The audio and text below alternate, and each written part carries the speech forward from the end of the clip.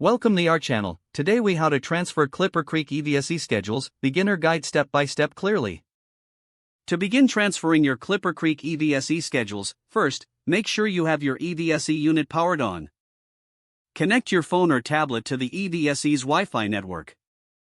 Open the ClipperCreek app on your device. If you haven't done so yet, create an account or log in with your existing credentials. Select the option to manage schedules within the app. Once in the scheduling section, locate the schedule you wish to transfer. Tap on the schedule to open its settings. Take note of the schedule details such as the start time, end time, and days of operation.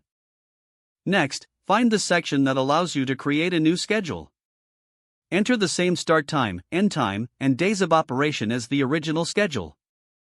Save the new schedule once you have entered all the required details. Confirm that both the original and new schedules are set correctly.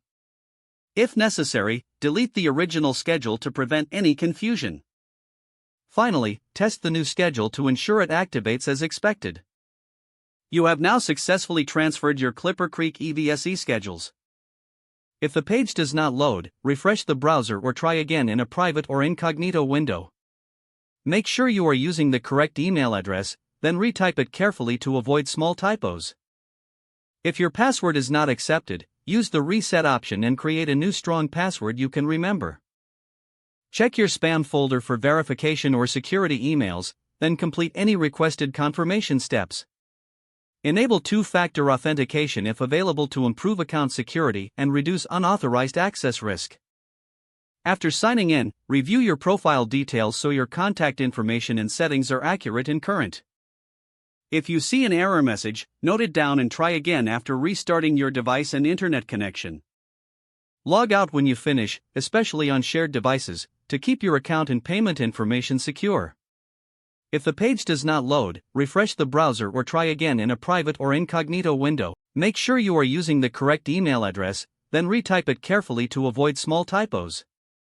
If your password is not accepted, use the reset option and create a new strong password you can remember. Check your spam folder for verification or security emails, then complete any requested confirmation steps. Enable two-factor authentication if available to improve account security and reduce unauthorized access risk. Don't forget to like this video and subscribe to our channel for more step-by-step tech guides.